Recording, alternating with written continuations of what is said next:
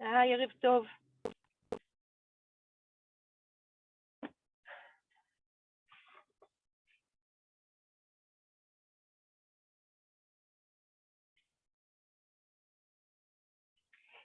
ערב טוב, אני מכבה מצלמה ומיקרופון.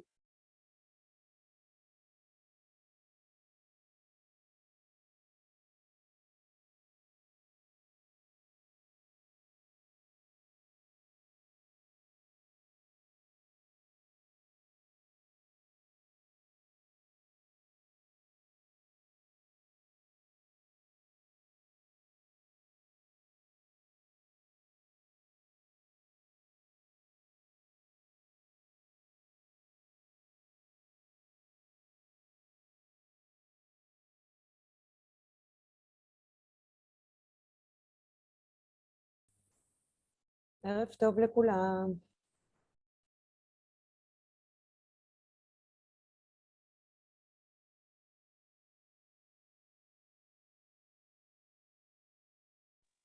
ערב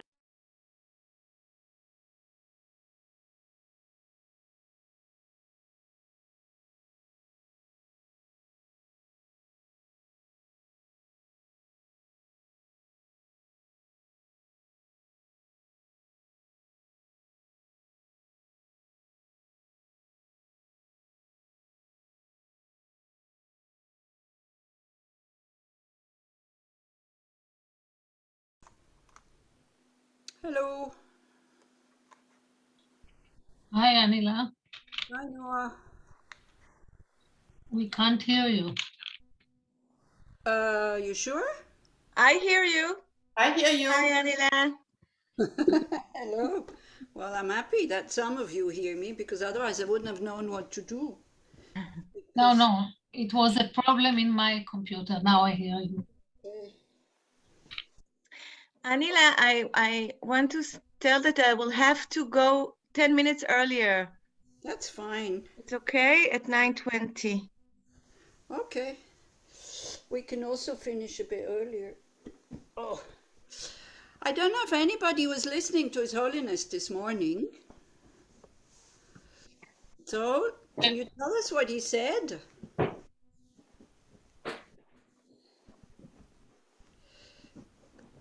Bodhichitta, Bodhichitta, Bodhichitta. Bodhichitta, Bodhichitta, Bodhichitta. And he, as you know, as a ways and means to develop bodhicitta, he mentioned the text of His Holiness, of Shantideva again and again and again and again. And he actually kind of quoted verse number 30, which I don't know if we will get that far today. Maybe we will. That is one of his favorite verses. And when he feels discouraged, then he would think like this. I found it a bit, how to say, almost sarcastic, because on the Swiss news, the news were that, you know, although even after the pandemic, like the weapons industry, they have made a lot of profit, and, you know, it has increased. And His Holiness was saying, well, we should stop producing weapons, and which I totally agree. We should stop producing weapons and, you know, invest more money in for people developing a good heart, especially with the children. You know, he goes again and again and again about educating children. But, you know, to look at this in a very realistic way, I don't know if I would have been so interested in developing a good heart when I was a child, to be honest. So, you know, grown-ups might have the intention, as all parents do, I suppose, to make sure that the kids are happy and that, you know, values and ethical conduct and all this. But are the kids really interested? I would have found this, I was terrible as a kid, you know. Like being kind, you know, kind maybe, I don't know, but being, you know, doing what I was told to do, this was just, I was just doing the opposite. The best thing for me not to do, what I was not supposed to do, was to tell me that I should do that, and then I wouldn't do it. So it was terrible. I mean, so I don't know if I'm the only one or if other people feel a bit the same. It's not so easy, I think, to interest kids in kind actions, because it seems that there's something that is more exciting in not being kind and, you know, all this. So of course we should try again and again. I'm not saying it's hopeless, because also the topic this morning was like, I think it was hope, courage and compassion. I think that was the topic, something like this, with Mind Life Institute. And so yeah, of course.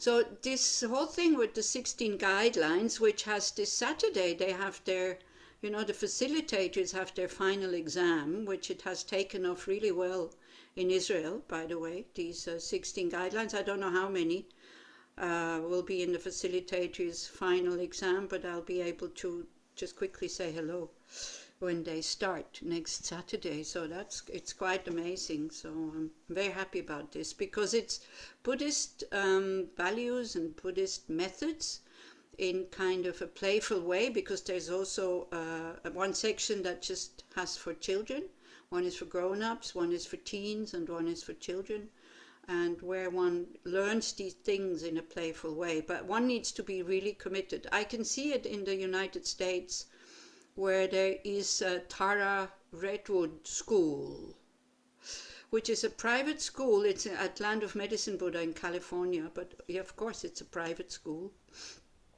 And they put like Lama Yeshe's idea to, like, or His Holiness's idea to educate the children into action. Like maybe they started 35 years ago, something, 30 years at least ago. And so they started with kindergarten, and then they had 2 classes, like kindergarten first class, then kindergarten first class second, and so on. And it's true, these kids are really quite special, but some of them are also, you know, I wouldn't say hopeless, but, you know, it's not a guarantee. This is what I want to say. So, but even if we were terrible as kids, then we can still have good motivations when we are grown up, isn't it? So we're not hopeless. We can still do something about our mind state. But I think if one as a child grows up seeing the value of being kind and being compassionate, then maybe one has more chance to go into this mind training thing earlier than I did, because I was 40 when I started practicing. Yeah? Okay. So we start with just, you know, grounding ourselves, being present. Again, in order to change something in the mind, we do need to be grounded. We do need to be present, and it's just mind training.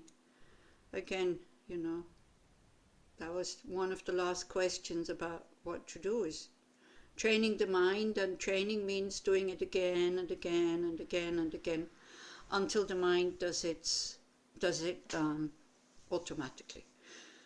So you all know it, I don't need to say that much. Just try to sit with a straight back, but in a relaxed way. I mean, relaxed for us Westerners is really the key word. And relaxed, but combined with awake, not just, you know, half asleep like this. And comfortable, we can be comfortable with a straight back. So you can, you know, many of you I know do body work and yoga and all these kinds of things. So find your posture by maybe swaying forward and backward a bit, or wriggling a bit until the body kind of naturally feels at ease. And where you think you can sit like this for like at least 5 minutes without having to move, and without the mind going away, like being distracted by pain.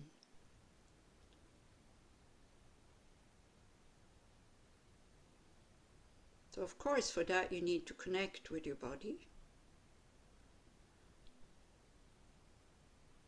And so, you know, you all know how to do this, so I'm not going to blah blah for these 5 minutes. I just leave you to do your practice, because this is what fascinates me in Buddhism. We get so many different ways, and you can't ask somebody what's best for me. You have to find out yourself. And how do you find out? By trying it out. So I leave you 5 minutes to find out which is the best and easiest, it can be easy, practice for you to stay present.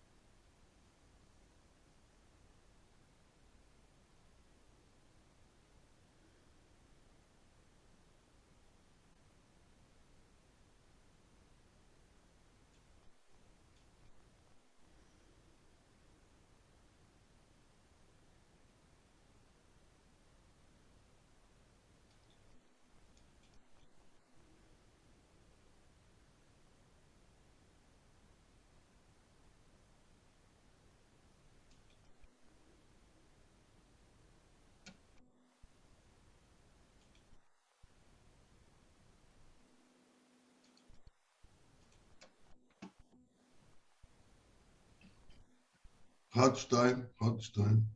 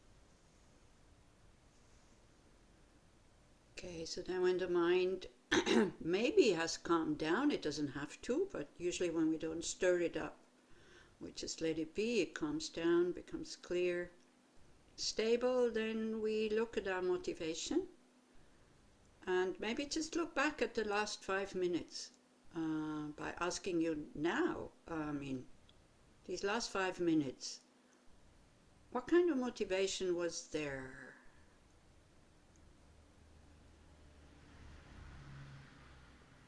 Especially if the mind is very agitated or if there's pain in the body and then we get upset about it, then we have to look, why am I getting upset? The main thing is that I see that there is pain, that I recognize that I'm agitated.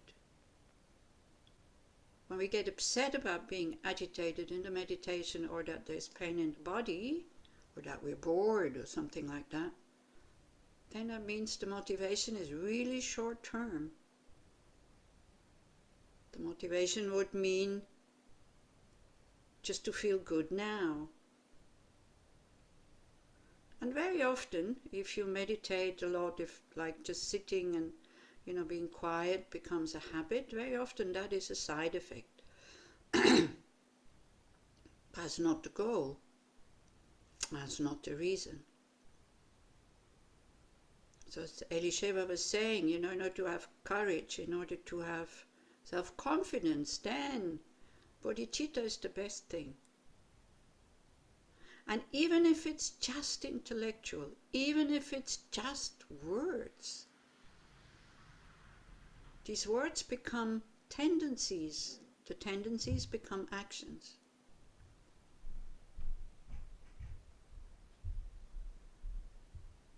And then when we can think, or if you can think, I'm studying this text because these are the instructions or the manual how to attain full awakening, a state which is free from all suffering and causes of suffering, and a state where there is nothing more to develop in the mind, because full awakening means universal compassion, universal wisdom, and skillful means spontaneously knowing how to be of benefit to guide others to that state.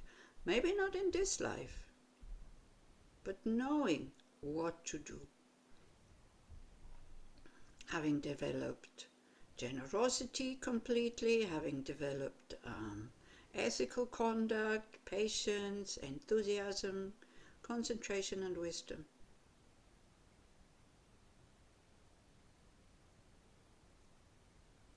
So in case there is aversion to that goal, because it sounds too Buddhist or too big or too difficult, I don't know, then check. Okay, what is my motivation? So it's fine, if you say like, there's bodhicitta all the time. What they're talking about it's okay. Nobody has to be a bodhisattva. It has to become voluntarily by seeing the advantage of it. But if we let alone, or we let go of, full enlightenment and skillful means, universal compassion, or universal wisdom, and just think, a good heart. His Holiness also clearly stated this morning, everybody has the potential to have a good heart.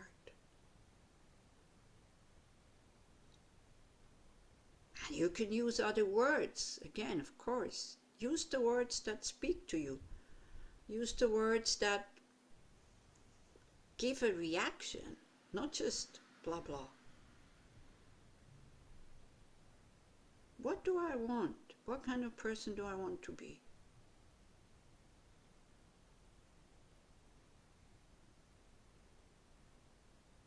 I was telling you about my childhood just before that I was really terrible.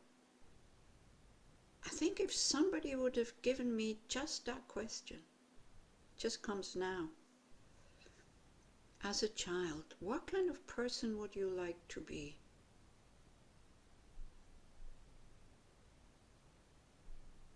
I don't think I would have answered, I want to be terrible. Don't know. Interesting.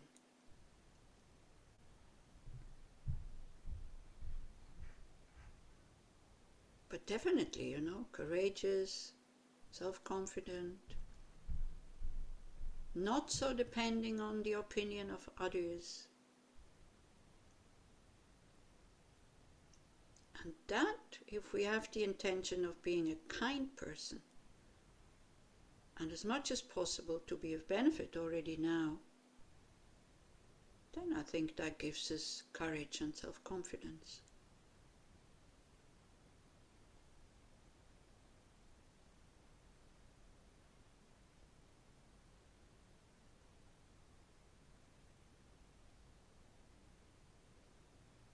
And if we're clear about our motivation, if we're clear what we want, and you know, the goal is full awakening, that's a high goal. So how can we then be upset about having difficulties or that it lasts a long time?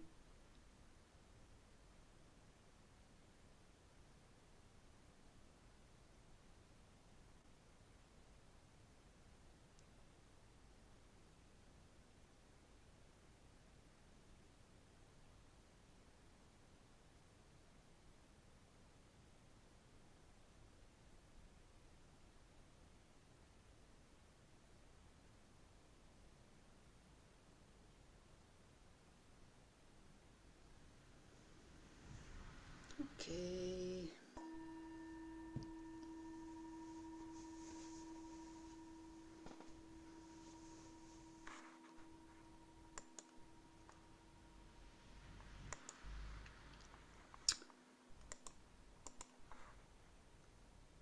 Thank you. Okay, so the homework was that whenever you feel kleshas or tensions or, yeah, what else do we call them? Mental poisons, afflictions, delusions, whenever you feel them arise, that you should very consciously relax, not to pull yourself together, but to relax. The homework is easy, what is difficult is to remember it. Anybody has an opinion on that? Out of experience from the last week, if possible.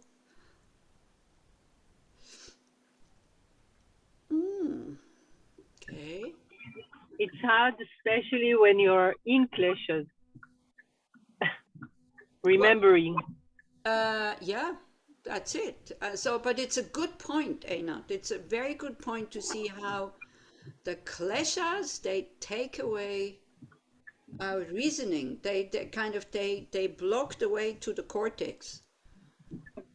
Yeah. So that's a very good observation. Already that is very, very useful. Because then But at least we know. You know, when we get in an argument with somebody because there's kleshas present, once the klesha is gone, we don't have to hold on to the argument, and we can see, oh, maybe I was, maybe I lost the reasoning there. Yeah. Okay. It's difficult, but it's difficult, yes. If it would be easy, again, we would all be enlightened long ago. So it's difficult. We have, we shouldn't be so surprised every time we notice that it's difficult, because it is difficult. It's like, knowing that if I go out and it's raining, I know I get wet. I'm not surprised. I know it rains. I don't have an umbrella. I get wet. So it's not pleasant, but I know that's nature. So for a samsaric, untrained mind, everything becomes difficult by the way that is not exactly the way we want it to go. And this is what the next few verses will say. What shall we do? Shall I give you that homework again for next time? Because that's really the key, you see. So when you're already in the klesha, still in the middle of it, we do have a choice. We can maybe practice something when we see, oh, this is what it is. I don't know, I think I told you already. I think after maybe 7 years of being a nun, I went back to Switzerland to visit my parents, just for 2 months or something. And it just happened that we had a school reunion. And so I thought, well, since I'm here, might as well go. So they looked at me a little bit strange. You know, I came with my robes and everything. And so many of them are, you know, doctors or two of them are in the government and, you know, kind of stuff like that. And so they looked at me a bit. So they said, oh, well, since 7 years you're doing that. So you got any diplomas or any papers or, you know, what is your achievement? What is your, what you have to show for your 7 years of practice in India sitting on your cushion? So I was thinking and I thought, yeah, what is it? And I thought like, okay, now I know that I'm angry at the beginning when the anger arises. And they all looked and said like, that's it? You see, for somebody who's never tried to be conscious of their kleshas, this is kind of, yeah, of course I know when I'm angry, although they don't. But it's like, so that was it. And for me, this was a very big step to really to feel it, because you feel it in the body, right? Those unhelpful emotions, you feel them in the body. They're not in the head. So if you try to find them in the head, you will not succeed. They are really to be found in the body. So this is why also the practice has to come down from the head to the heart. Okay? Okay, so do you think you want to do this again? I mean, this is a homework that we should maybe put a kind of a sticker on your fridge or somewhere, you know.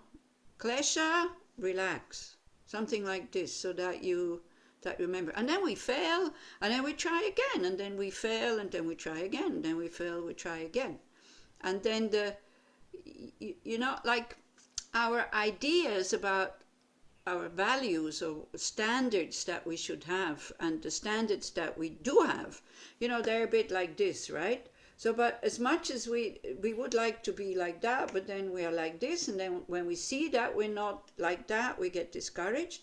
So we should really also check from time to time, and we will notice that with time, you know, it comes closer and closer and closer and closer, so that one day we will be oneness with our thoughts or with our values. Now, at the moment, there is only the Buddhas who are totally kind of oneness with their values, or people who think that violence is a really good thing. They're all already, no sound, we on the YouTube. Okay, so, oh, Noah, work for you. No sound on the YouTube. Well, if there's no sound on the YouTube, there's always Zoom. Anyway, so, but thank you, Israel, for letting Noah know. So now, Noah, relax, okay? It's not the end. I am relaxed because I don't know what to do. That's always good. That's a good thing. So Israel, maybe, I don't know how we can you write messages on the YouTube? I did what I am always doing. You can write a message, say, sorry, sound doesn't work, but you can come into the Zoom. There's a lot of space there. Noah, because I can't help you, maybe you should start by going to Agdarot, sound, you know, that's like an SOS, תירים, שם, משהו בהגדרות לא נלחץ. ההגדרות לא משתנות משבוע לשבוע, אני אוכל לבדוק את זה רק אחרי השיעור. זה מה יש כרגע. Anyway, put a message into the YouTube tape to tell people on the Zoom it works. So where were we? So that we do have a choice, and that slowly, then as we continue to do that, then our, you know, we will find that relaxing when there is klesha, that's almost the best antidote. And then once we are relaxed, then we can apply the intellectual antidotes. If you try to apply intellectual antidotes while you're still angry, your anger will have so much food, you know, to be even more angry. Yeah, so first you need to relax. Also when there is anger, and you know, don't be strict with yourself, because that's really not relaxing. So that's just suppressing something.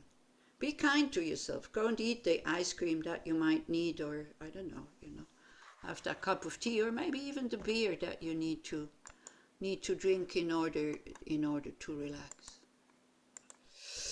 Okay, so we continue with the text. We were verse 20, isn't it? No, 19, isn't it? I think, yeah. So then now we come to the hardships. This is what these next 10 verses are a little bit about. So not to frighten us so much of the of the hardships of giving up the kleshas, because it hurts. It's not comfortable not to react to a klesha. Yeah, and the more you suppress, the more uncomfortable it becomes. Whereas if you relax, it is less uncomfortable. And also, don't forget, if you haven't reacted to a klesha with the speech or with the body, then have a feeling of contentment afterwards. Like, when a child, when they finally do what you ask them to do, you also give them a few words of encouragement, isn't it? Yeah.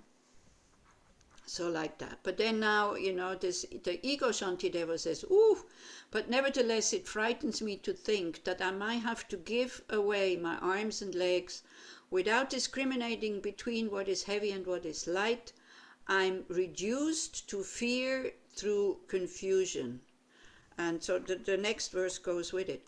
For over countless, now that's the wise one who says, but for over countless myriads of eons, I have been cut, stabbed, and burned, and flayed alive innumerable times, but I have not awakened.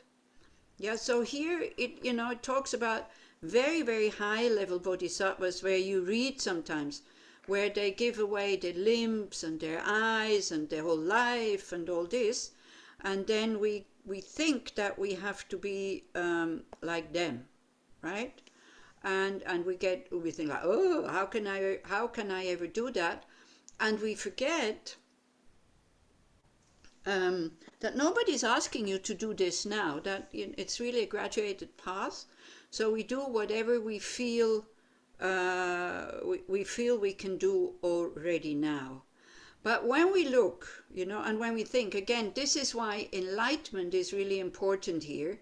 Because if the goal is just a worldly goal, then of course, there's lots of things we can avoid by just running away or by not meeting the people again, or things like that.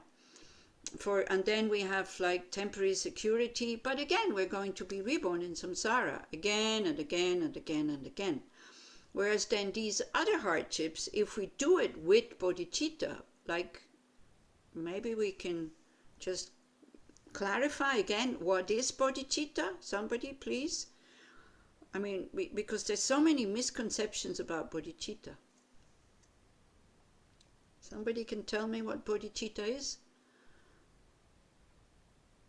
I mean, the translation is easy. Body means enlightenment or awakening. Chitta means mind. It's the mind of awakening. But what does it mean? Excuse me, Anila. Yeah? מישהו שמנסה לשמוע דרך היוטיוב, לראות דרך היוטיוב כאילו כפול, כי אני שומעת את עצמי כפול. Somebody can tell me what bodhicitta is? Yeah, I can hear myself. I mean, the translation is body means enlightenment or awakening. Chitta means mind. It's the mind of awakening. Something with the YouTube. Excuse me, זה פשוט בדיליי, כנראה יש, את יודעת, בגלל המזג האוויר האינטרנט, זה נשמע בדיליי. לשמוע דרך היוטיוב, לראות דרך היוטיוב, אני שומעת את עצמי כפול. I'm gonna turn off, I will turn off the YouTube. Yeah, you turn off the YouTube, exactly. Yeah. If anybody wants to see, they can come into the Zoom. It's like, בדיליי, so much. שאת יודעת, בגלל המזג האוויר האינטרנט, זה נשמע בדיליי. I put the no on silence. I can do that. Okay, so what is bodhicitta? Yes, Elisheva. Today, after the lesson with His Holiness the Dalai Lama, I was thinking about bodhicitta, and I thought maybe it's the emptiness me, what's left after you empty all the karma, all the kleshas, all what you said, but something is there, but it's the empty me. So, Okay. and you want others to be in the same state, like Well, I think open if heart. yeah, I think Elisheva, if you say that bodhicitta is when there is no more separate I or me, well, then you're already you're already enlightened. So then, right? Bodhicitta is a wish. Okay, one part of bodhicitta is still there in a fully awakened being. But for us ordinary beings, what is bodhicitta? Because it's now that we develop bodhicitta, we work on our bodhicitta. We train bodhicitta now, right? So what is it? You mean it's a verb? Like an action or something you do? Yeah. That's what you mean? Yeah. Okay. Maybe it's better, instead of saying the enlightened mind, it would be better to say the enlightened motivation. It's a motivation. I say. So what is the motivation when you have bodhicitta? I think Good thing we look at it again, eh? To be awakened and also to thrive through the awakening of other beings. Exactly. Thank you, Dina. So it has two parts, right? We want to be free from being under the control of negative emotions. Maybe it's better to say like this. First, before we want to liberate others, first we have to have a very strong wish to understand our own suffering, that it is because of our unhelpful emotions, we, under their control, we do actions, and because of these actions, we create potentials that when the result is coming, we don't like it at all, right? So this is what we have to understand first. Then we start to, this wish to be totally fed up with being under the control of our unhelpful emotions. So, but that's not bodhicitta yet. Then we see how much actually we want to be of benefit to others. When our mind is calm and in the right way, very naturally we help when we can. Especially if it's not too expensive, or if we have time, or things like that. Or if you see, for example, if you see a small child which is lost in a crowd, you would not first think, oh, I wonder if I should help that child. Maybe yes, maybe no. Oh, what if it doesn't have any parents? I have to take it home. No, very spontaneously you reach out because it's not threatening, right? When it's grown ups, then it seems to be more complicated, and then we have to start to have these thoughts. So we have a natural tendency to help already now. And then we see that we're actually quite useless. And this is why we understand the difference between somebody who has attained liberation, which is called an arhat, a foe destroyer, somebody who has no more kleshas. Yeah, also no more me, no more I, because that one also is kind of gone. Because that is the hindrance for liberation, holding on to a separately existing I or me. So then, when we see that's possible, so we see how dependent we are on. Oh, being an arhat is not enough.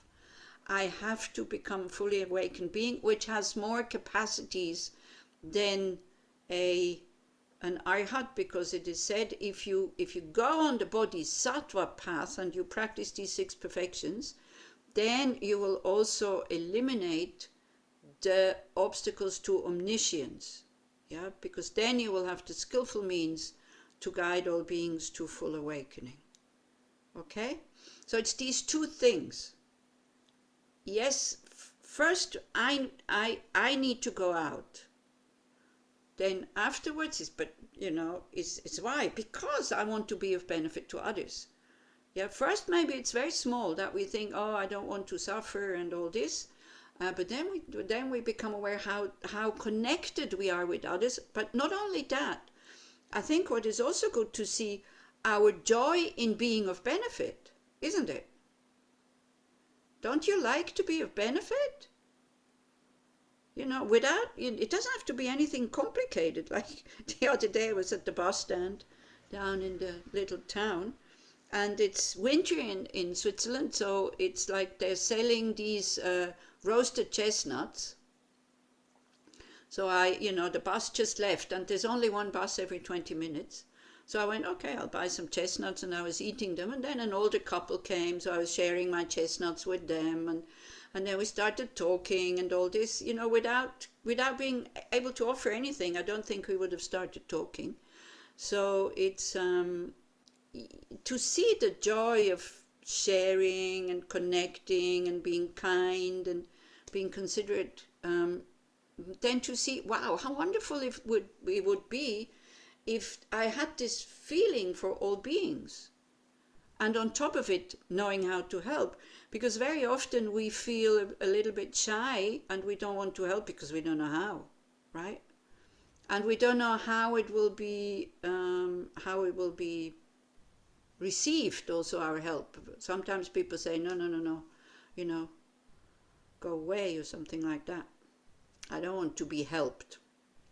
Do you see what I mean? Do you understand? Is it clear now what Dina said? For us,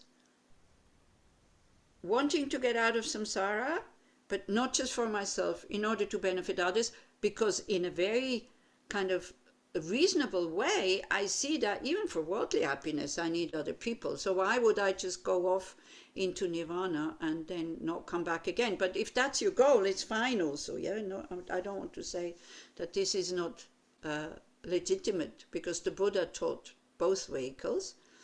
But then, if we use this text of Shantideva, is in order to come back again and again and again and again, to clean up our negative imprints that we still have, and to create a lot of merit so that we become fully enlightened.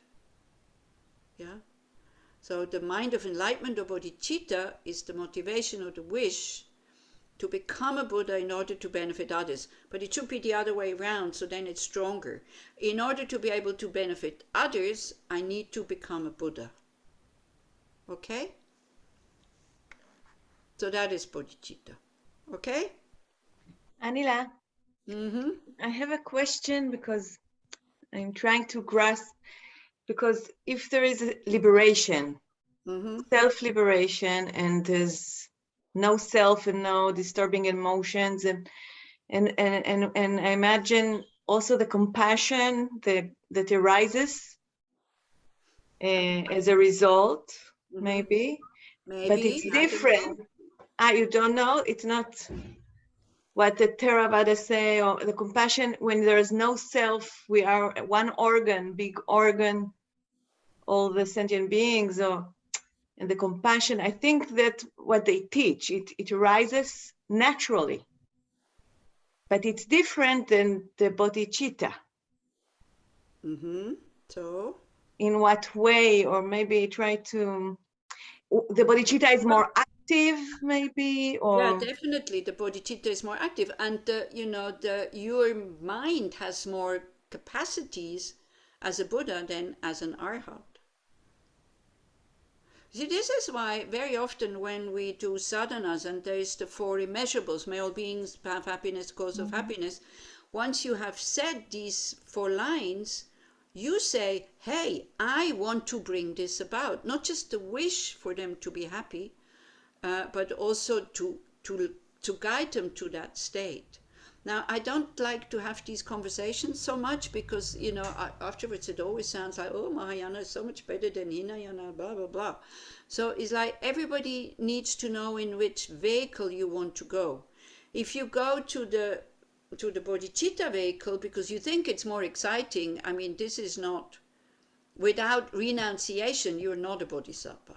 If you can't renounce your own, wish to get out of, like, if you can't renounce your own, wanting to be reborn again and again and again because samsara is so great, then it's like it's impossible to want to stop samsara of all other sentient beings. Yeah. And so anyway, it's like, again, try to find out what is better for you. Try to find out what works better for you personally. And this can be different, and it's absolutely okay. Okay? May I say something? Sure. I have a bit of a difficulty not with the definition of bodhicitta, because I think I understand it, but I don't think it can be really sharply divided into two steps. First, I'm going to be awakened, and I'm doing this for the benefit of others, because I think that every day, many times, I can see when I am of benefit of others without wanting to gain anything. And I think it's an act of bodhicitta, but I'm not really fully awakened yet. No, but it's not no. Bodhicitta, you're not enlightened yet when you have bodhicitta. Bodhicitta is, I'm doing this action in order to become a Buddha. And for example, it's really interesting. I was doing Tonglen the other day, and I was doing Tonglen in order to take away the suffering of the other person, right? To, if possible, take it on me, whatever. But then I thought, hey, wait a minute, this is not quite right. I have to do Tonglen in order to destroy my self-cherishing, because destroying my self-cherishing will make me attain enlightenment. Taking away the suffering of the other is not, again, it's so difficult to explain, because it was a very deep feeling that the motivation is not quite right here. Yeah. But we can have both motivations. I think, Dina, we can mix them, right? Like, now, if I'm generous to somebody, and of course it's a benefit to them short term, but if I don't have the motivation is so important. I think we do underestimate the importance of motivation, because we're creating karma. With each action, we are creating karma. And when you say, Dina, I know many people have a problem with that. I can do something without wanting something back. You want enlightenment not for you if you have bodhicitta. You want it for others, And then this action of being kind to others or benefiting somebody else, this action, the positive energy from that action will stay until you're fully enlightened. So they say it's like putting what is it with the ocean? If you put one drop of water in the ocean, that drop of water will always be there. Whereas if you just put it on the ground, it will evaporate or something like that. Okay. Right? So this is why it's not for now. This is the whole thing. Bodhicitta is I'm not sure if I'm not saying something that is absolutely not helpful for you right now. Don't think when you think I am being generous now because that action will lead me to enlightenment. Please don't think that this is selfish. Because enlightenment, so that it becomes bodhicitta, has to be for the benefit of others. Does that make sense? Yes. Okay. It's not for you, and as Elisheva says, once you are enlightened, your I, ego, whatever is gone. So it's like, then it's, you're not going, hey, look at me, I'm a Buddha, I'm so wonderful. Right? Okay. So let's look at these two verses again. Like, there's this fear of having to bear hardships, of giving away. It frightens me to think that I may have to give away my arms and legs, because that's what we read in the biographies of the Bodhisattvas. Without discriminating between what is heavy and what is light, I am reduced to fear through confusion. The confusion is, I don't know what is benefiting, and I don't know what is, long term, and I don't know what is going to be harmful, what is really heavy here. And then Shantideva answers to himself, but for over countless myriads of eons, I've been cut, stabbed, burned, and flayed alive innumerable times, but I have not awakened. All the things we do without bodhicitta gives you positive karma, definitely. I mean, the positive things, how to say, the beneficial action, the kind actions and all this, it gives you positive karma that in your life you find good things, or it's easy, or, people help you, or, good results. I don't usually like the word good, but it gives you results that we go like, oh yeah, but then it stops. It doesn't lead to awakening. It still keeps us in samsara.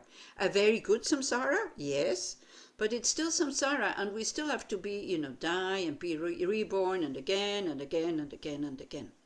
Whereas if you have the bodhicitta motivation,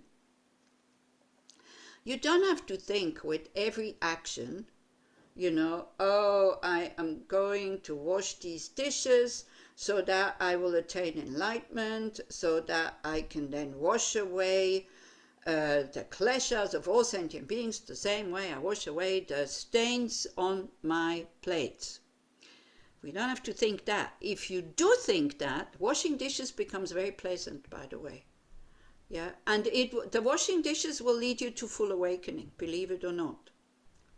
If we doubt it, that means we doubt the words of the Buddha, right? So we have to look at our doubts. If we only start to believe what the Buddha says, things that we can really check ourselves, then we doubt that a Buddha's mind is more powerful and more wise than an ordinary being's mind, meaning me, right?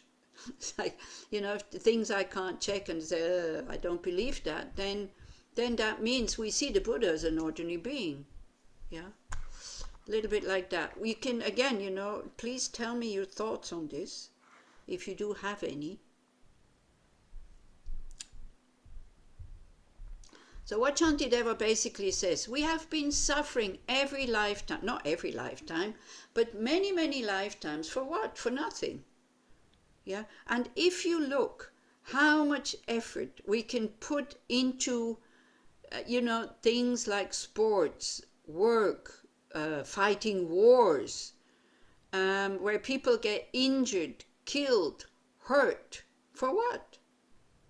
They're going to die anyway, and it doesn't get them anywhere in the next life, or it doesn't at least not get them anywhere towards enlightenment. Does that make sense now here? Yeah, that he says, don't be afraid, because you've been, every time we have to be reborn, we have to become older, we get sick on this whole thing. Even if we're born human again and again and again and again, what do we do when we have a very good life? We burn up our positive karma. If we're not, it just exhausts the positive energy that we have to have a good life if we're not creating more with our motivation. How does that sound to you? Please tell me if it sounds like very calculating, because it does sound very calculating. And we pretend not to be calculating people. Just look at yourself when you go to a shopping mall or to a supermarket.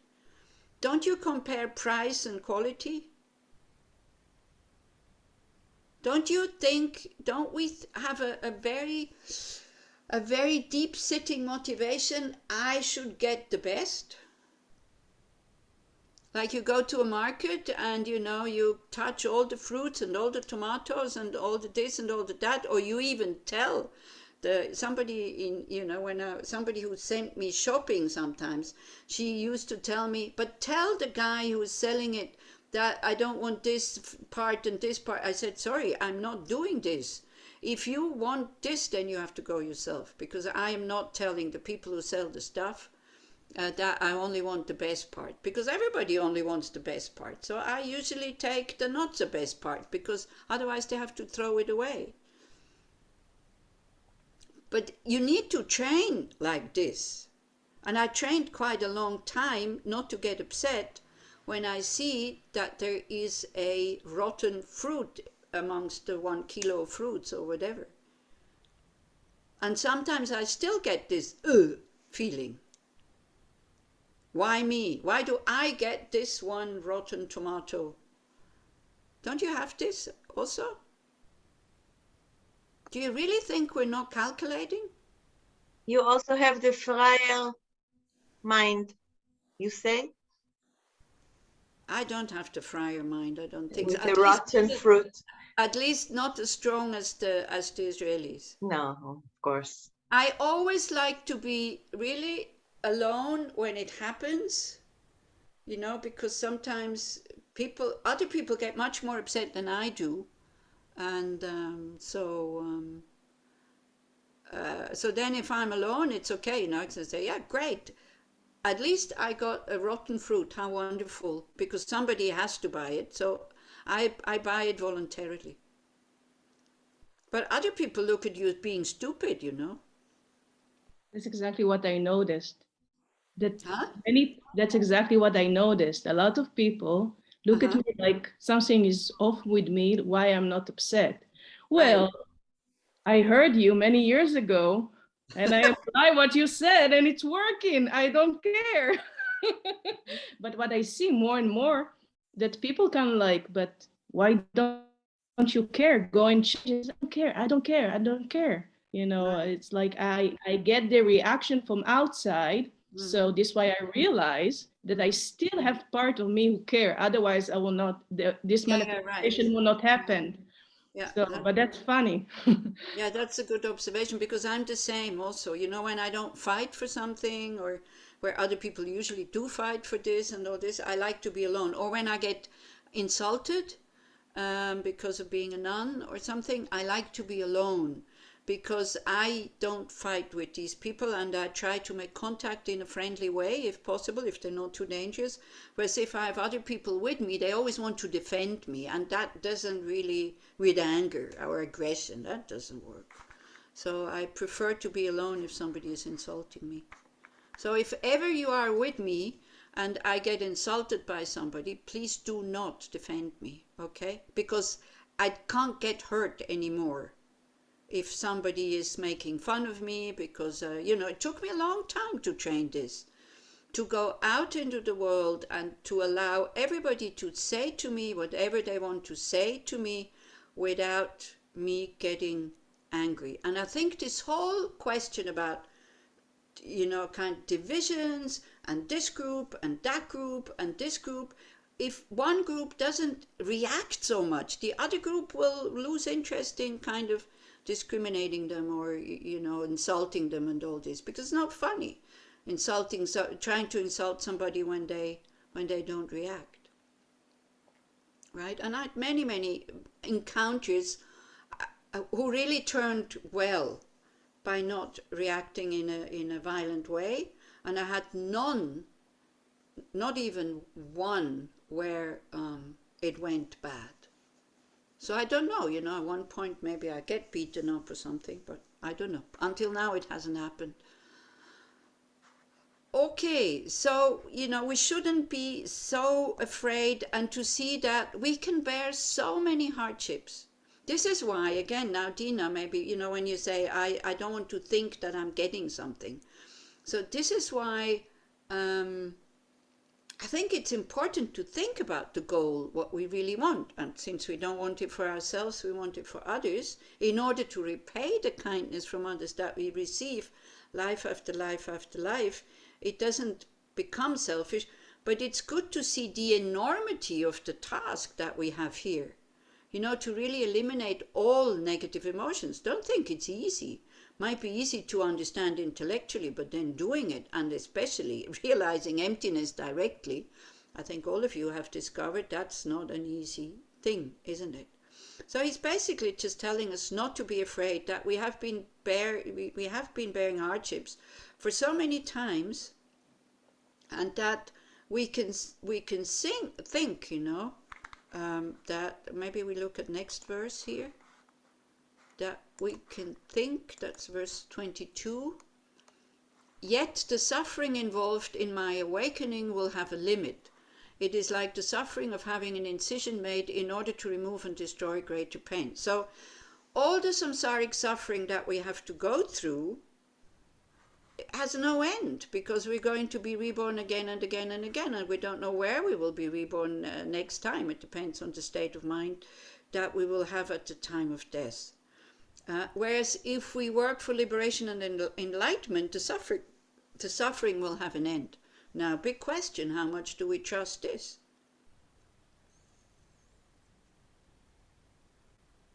The question to you.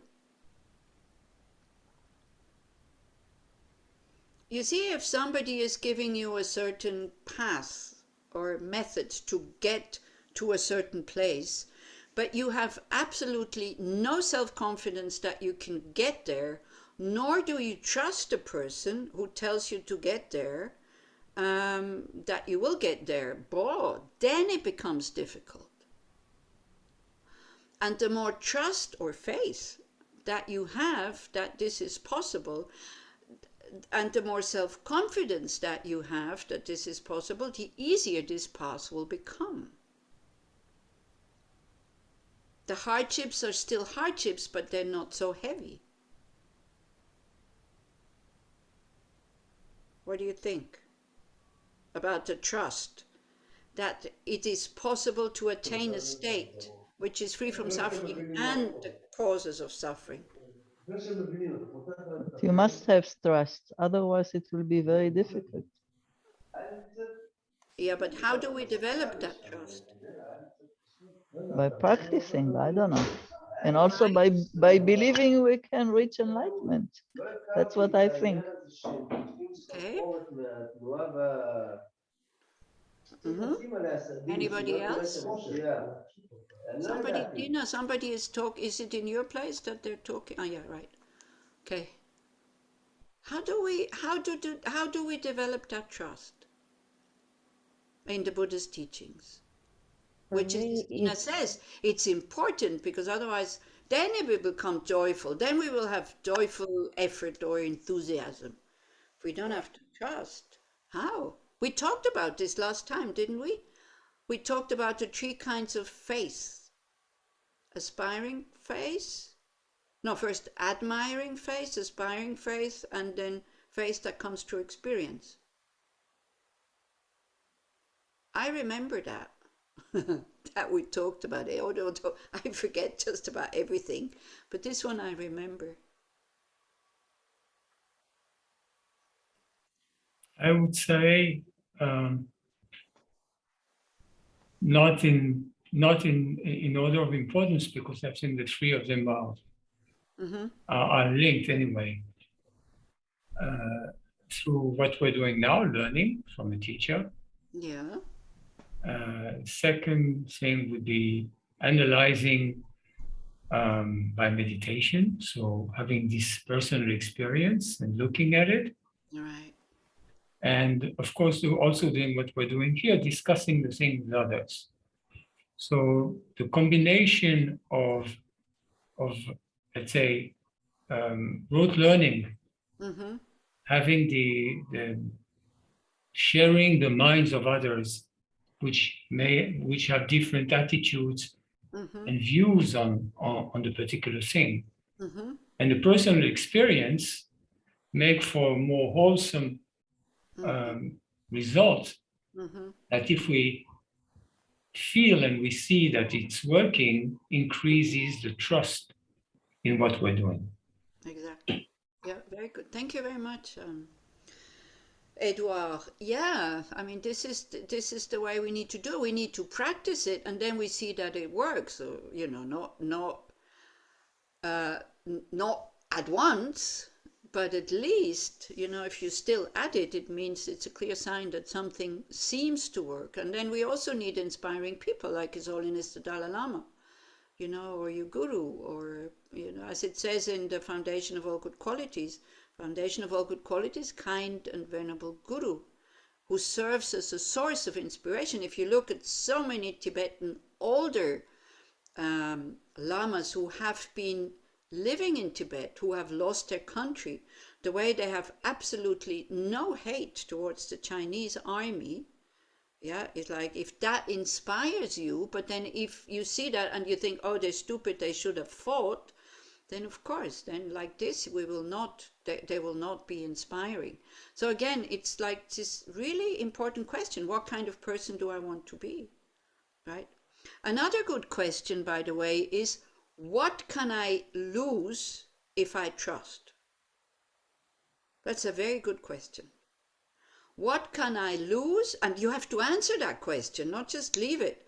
What can I lose if I start to practice generosity, ethical conduct, patience, enthusiasm, concentration, and wisdom, for example? Or just basically simple. What can I lose if I start to practice having a good heart? And then, of course, you can lose things. Don't go, oh, nothing. We have to be very realistic on this path. What can you lose? Like Smadar was saying, you lose the admiration of your friends that you're not a fighter and that you're a friar. Would that be worthwhile losing or not? I don't agree with the losing, because if my friends stop looking at me with admiration for me doing a good deed, or it's theirs. I mean, you said that it's not me losing the admiration of my friends. I don't think we lose anything. You give an example of I'm losing the admiration of my friends when I buy the rotten fruits. I don't see it that way, because they are losing the admiration, not me. Okay. They are losing it, but you still, they don't, you might lose your friends. So they weren't real friends, if for that to lose a friend. Oh, now we come to now I would have liked if you would have given me a different answer, but anyway. The definition for a bodhisattva, because you could have said, no, I will not lose these friends, because the definition of a friend for a bodhisattva is what? We've been talking about this a few times already also. The definition of a friend for a bodhisattva is, I want the person to be happy. The definition of a worldly friend is, I want this person to make me happy. So we can have, everybody can be my friend. If I want them to be happy, then that one is a friend.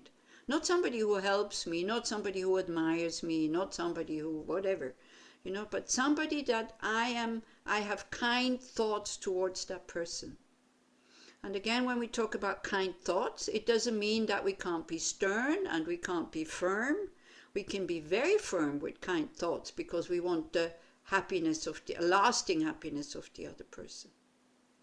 But still, we have to be realistic because it's samsara, right? So there is some shortcomings, short-term shortcomings in this. If you stop going to movies or to museums and this and that, or you're not talking about fashion anymore, you're not interested in these things anymore, people can turn away from you. They can find you totally uninteresting. Even think that you've gone a bit loopy. Has it ever happened to you that people thought you're a bit loopy because you're Dharma practitioner? I remember when the kids used to say, oh, the wave. You remember? Yeah. Oh, I didn't hear that. It's too far away. Israel, can you repeat? Yeah. Our kids, I'm talking about my kids now. Wendy Lee was practicing for a long time, and our kids, when they were young, when we used to go to a retreat or something like this, so they will look at each other. We have 4 daughters, and we say, oh, they're going to the wave. They was looking this like a wave. Right. They're going on the wave, and laughing to each other. Right. That was in the beginning, yeah. From the beginning. Now, but I remember I remember that my first teacher is from Thailand. He used to tell me, look, Israel, when you are getting practice more and more, you will notice who is your friend. Right. You will notice already who is your friend. You're not looking for friends. No. Because friends come from your action, you know. And when you start to be, you know, to understand what you do, and you see result of the practice, you shift yourself, because it's not this friend, it's my friend, it's not. It comes like you know, like the way of life, you know. Right. I'm not saying he was my friend and then I'm telling him you're not my friend anymore. Right. No, this is not the action. No, it just happened. It happened, but in a good way. Not we're not getting we're not enemies. No. But our interests are different. That's different, exactly. Different, it's a good point, Israel, that you're making with the children, because I know a couple also, both of them very serious Dharma practitioners. Their two smallest children, they used to hate them for that. You know, why do you have to be Buddhist? Can't you be normal like everybody else? Yeah, and as you say, it was at the beginning. Now both of them are, you know, one became a psychologist and the other one, she became a nurse, and both of them are practicing meditation. But for many years, as smaller children and as teenagers, it was very, very difficult. And the parents try to be really mild in their Dharma practice in order not to upset the kids.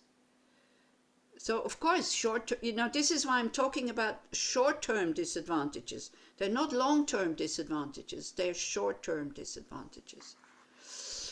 Okay, so when in verse 22 here it says, you know, yet the suffering involved in my awakening will have a limit, that it will, you know, it will end the suffering.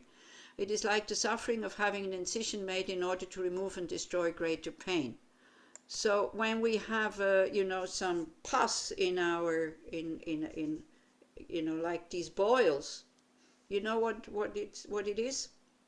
When there's, you know, you have an infection and then there gets like pus inside, you need to cut it open. Or, you know, we can, for example, for worldly health, we can bear so much suffering. We can undergo operations, we can go to chemotherapy, and we keep going, you know. I mean, so many people give up Dharma practice because it's too difficult, there's not much result, it's boring, blah, blah, blah. You know, there's very few people who really continue. Yeah, so for us also not to give up, I mean, we have to use these verses also, because also at one point all of a sudden, poof, we give up. I mean, I tell you, if people who are interested in Dharma, if all of them would never give up and continue to practice, we would need football stadiums to have teachers come, so many people there would be. Yeah. All the people have gone through the Dharma Friends courses, if they would all gather at one point at one moment, it would be thousands. Yeah, but so many people get discouraged because we have these high expectations that should be easy and it should work immediately. Because we see the Dalai Lama, who is always in a good mood, and he's laughing, and it seems like very easy. When he explains something, for him it's very easy, and we think it should be the same for us. Yeah. So now we have to think, if it's painful or if it's difficult, then it is like, you know, like going to chemotherapy. Chemotherapy is not pleasant, because many people expect Dharma practice to be pleasant, isn't it? You know, kind of going against your self-cherishing mind can be very painful. I don't know if you ever noticed it, but you know, not giving in to our pleasures can be quite painful. Anila, I feel that also the habits are so strong. And the short-term benefit is so, it's like taking you, sucking you back to the daily stuff and away from practice. Yeah. Yeah, because, you know, I mean, for maybe, I don't know how many lifetimes we have not been practicing, and all of a sudden we start practicing. If I just look now, you know, I've been 40 years I didn't practice, 30 years I practiced. So still, you know, the years where I didn't practice are in the majority. So then we shouldn't be, and then all the years before, all the lifetimes before, so we shouldn't be surprised. Yeah, we have, like this in the next verse that comes, also talks about wrong views. You know, why we give up, why many people give up, because we have this wrong view that it should happen immediately. Yeah. But we're still here, so then we can be happy, and we should be also happy, you know, again and again and again and again, about the precious human rebirth, where we have this intellect which can, you know, which can see what is of benefit in long term, even though it's kind of painful in short term. Because when we go to chemotherapy, you know, it doesn't make us feel better immediately, but we have the faith and the trust, because we've seen it in others, that it could work. Now, of course, you know, if somebody is listening to me and is totally against chemotherapy, it's fine. It's just an example. You know, like every example, it has its shortcomings, because some people say, no, chemotherapy is terrible, I will never go there. Fine, it's no problem. But most of the people go, right? And they would never think. You know, for us, we have to feel like practicing in order to practice, very often, isn't it? We have to feel like it. And it doesn't take so much to take us away from it. Whereas with chemotherapy, we don't have to feel like going there. We go. Because we see we have no choice. Right?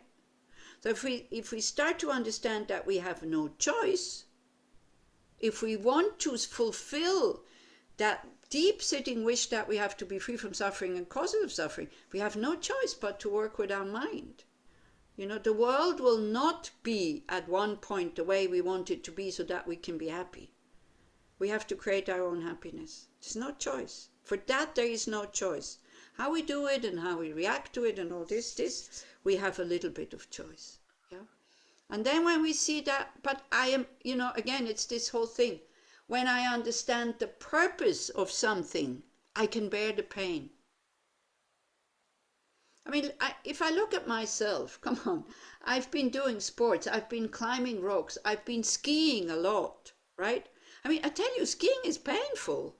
You know, we had because the boots are so high that sometimes on the shins I didn't have skin anymore.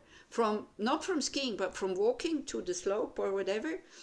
And it was all blue, or you fall down and then you break something, and you know, all these kind of things. What do?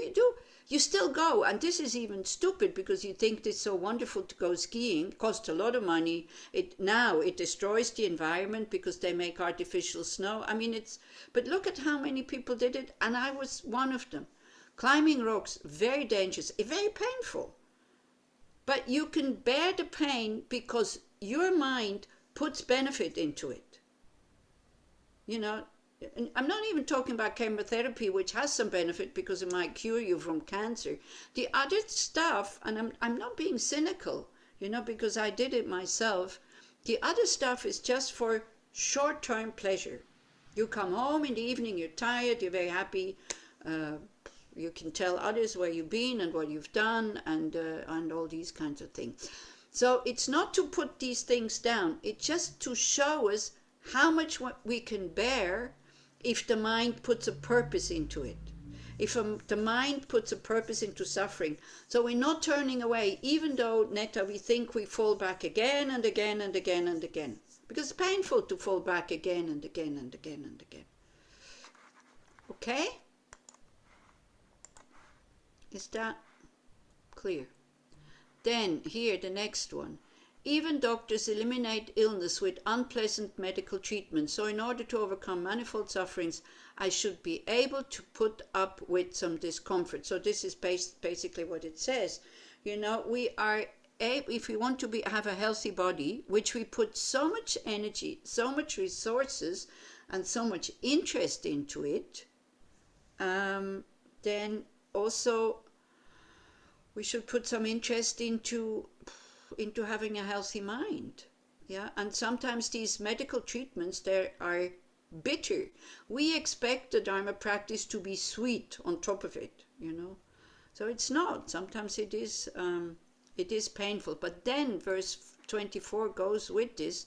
But the supreme physician, which is the Buddha, does not employ common medical treatments such as these. With an extremely gentle technique, he remedies all the greatest ills. So, Buddhism talks about non-violence all the time. It talks about peace, So, again, the methods that are being taught are not violent. They might be difficult, but they're not violent. And the goal that they will lead us to is very, very high. Yeah? Or do you find, the Buddha never teaches go and destroy your enemies and do this and do that. In Buddhism, one also teaches a lot how to be kind to yourself. Not to push too hard. Yeah, it's not a survival camp here. So this is why it's an experiential vehicle, that you find out what is good for you. Instead of kind of adding on to your problems and kleshas, we try to see again, what works best for me. So now again, we talk about antidotes to kleshas. You have to find out which works best for you when you're angry, when there's attachment, when there's jealousy, when there's fear, when there's depression. You have to find out. Can we share some of these antidotes?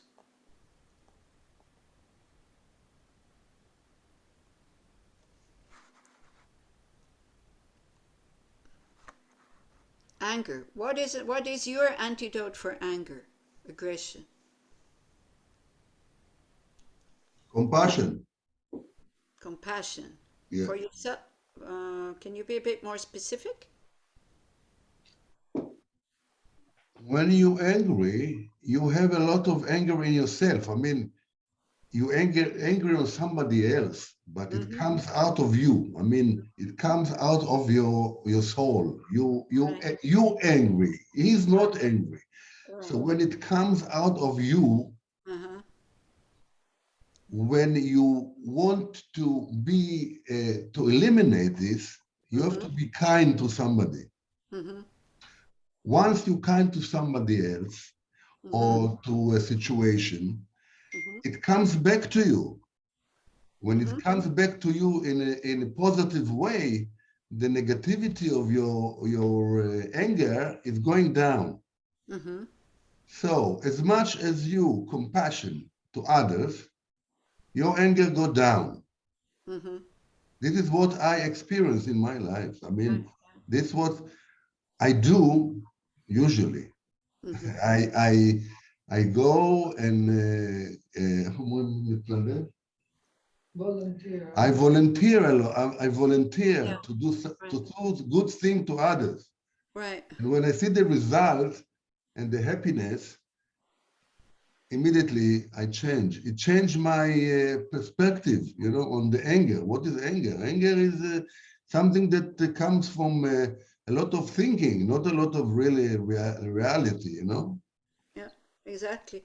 So anger is an unhappy mind. This is one of the verses in chapter 6 on patience, where Shantideva says, when your mind is not happy, then you get angry very quickly. So this is maybe let's make this the homework as we're going to stop here. Before you go out of the house, look at the state of your mind And you know, try to find, when you find, oh, it's not happy, try to find ways and means to brighten it up a bit. And it's quite easy actually to do that. Is like when you become aware of the good things that you have, because we have a tendency to concentrate on, when we're not well, we have a tendency that the mind is attracted to all the negative things. So then very consciously think about 3 things that you can be grateful for, which is a very good thing to do anyway in the morning before you get out of the house.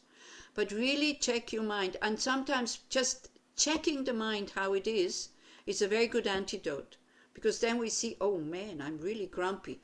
Because when we see that I'm grumpy, we are out of it already, because we're in the awareness. Yeah? Do you see what I mean? When we're not noticing, we become the grumpy person. When we see that, oof, I'm grumpy, I am aware that I'm grumpy, so I'm in the awareness. So it's a difference. So try to play around with this a little bit. You know, like you have a little bit of feeling like this, but you're not really aware of it, and you become aware of it, and then see the shift. It's almost immediate. Yeah. So really start to observe your mind, please, you know, and maybe write it down, or at least go like, whoa, you know, notice it. This is what Buddhism is all about, is to notice it, to experience it. Okay, so that will be the homework. Checking your mind before you go out of the house in the morning, and then, you know, again, maybe 2 more times during the day. Because when Israel says, you know, I go and volunteer, that makes me happy, then of course anger has no more chance. So it's your duty towards the world. And again, you know, we're back at this word happiness, which I, you know, Edouard and me and other people, I dislike. So because it's like, even though the whole world is falling apart, no, it's not like this. It's like being relaxed. You know, find another word, or find a sensation behind the word. How does happy feel? You know, don't say I am happy. Go like I feel happy. Okay, how does that feel? Spacious. For me, it's spaciousness. When I have a lot of space, I can accommodate everything. And sometimes just thinking spaciousness is like, you know, stretching a little bit by saying, ooh, you've been very tight again. Okay? Anila. Yeah. Lately, when I start feeling it in my body, like anger or something, if I realize that I'm in anger, I said, don't touch it, don't touch it. To myself, I said, don't touch it, like it's like a fire. Okay. Don't touch it, don't touch it. Okay. I'm really saying, and if I succeed not to touch it, the feeling, yeah, after 5-10 minutes, like if I just touch it, then I need to work hard. But if I say don't touch, go away, yeah, that's it. Yeah, being aware of it is a very good antidote. And as Elisheva says, don't touch it. It's a good thing. Don't touch it. It burns. It's hot. Careful. It's, you know, it's dangerous. Okay, great. So can we leave it at this? Is fine. It's okay. So I hope that next Wednesday will not be a Zoom session. I hope. If there is a Zoom session, that means I am here in Switzerland and there is a Zoom session. So I hope there will be no Zoom session. That means I will be on the way to the airport, or already at the airport actually. So let's hope that it needs a lot of conditions. In German we say, Sabrina, es hängt an einem sehr dünnen Faden. Yeah, it's like it's on a very, very thin thread, because it needs a lot of conditions. Israel needs to open up. Switzerland should not go on the red list, because we have, like today there were 12,000 infections for a country that is not bigger than Israel, that doesn't have more people than Israel. So if it goes on the list of the red countries, that's it. And I should not get sick also, because I can get infected like everybody else, although I had 3 vaccinations. Yeah, some people do get. How can we get an update I on think the it will be on the website? website. On Yeah, the yeah. website? I will let people know what is happening. I think whether Israel will open or not, they will. Do you think they will know by Sunday? So I can go and get PCR test on Monday, so that I have it in time, because also so many people get tested now. So the test centers, you know, you don't get the result very quickly. It's very complicated at the moment. So. But we believe that we will see you next Thursday. Well, I believe also that I will be in Israel on Thursday morning, because I already told in the Medicine Buddha practice this morning, you know, where I'm staying down in the basement, there was a bag of these tea lights, right? So I took it up and offer one every morning, and I started like 3 months ago. I didn't count them, and today I was counting them, and I thought, this is amazing. They will exactly stop on Wednesday.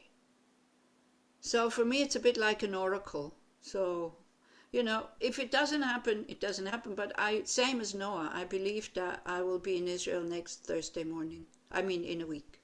It's like the oil of Hanukkah that was supposed to last for 1 day, and it lasted for 8 days. Yeah, right. It's a bit like this. This one will be finished on Wednesday. So you should be on a plane on Thursday. Anyhow, Anila, you can just email me, and I will tell everybody. Okay, great. You can have a discussion group also, you know, if you want, on Wednesday, if there's no Zoom. And I pop in from the airport maybe with the telephone or something and say hi. Anyway, so please take care also, and have a happy week, so that, you know, so that anger has no chance, and also attachment, desire. When the mind is spacious and open and happy, these kleshas have very, very little chance, and we can train to have a happy mind. Yeah, this is what comes in the next verses then. We can train to have a happy mind by not only focusing on the difficult things, or when you see a difficult thing, you go like, oh wow, it could be much worse. It's such a good antidote, you know, for not blowing it out of proportion, because it could be worse, believe it or not, right? And to see and to be happy about our situation as human, that we can discriminate what is of benefit, and even if it's difficult, and what is harmful, even if it seems like pleasant. Okay? So we dedicate all the positive energy that we have created by discussing these things, thinking about them, sharing, which is so important, our experiences, so that all of us and all other beings will attain full awakening very, very quickly, so that we can lead all others to that state. And in the meantime, we can think, whatever I'm doing, in whatever situation I am, whoever sees me, hears me, talks to me, touches me, talks about me, may it only be of benefit to them. Thank you very much, and have a good week. Thank you very much. Thank you, Anila. Thank you. Thank you. Thank you. Thank you. Thank Good you, night. Anila. Good night. Have a good flight. See you very soon in Israel. Yeah. Have nice flight. See you next Friday. Yeah, exactly. Bye. Bye-bye. Wow. Bye, everybody. Bye. Good night. Bye-bye.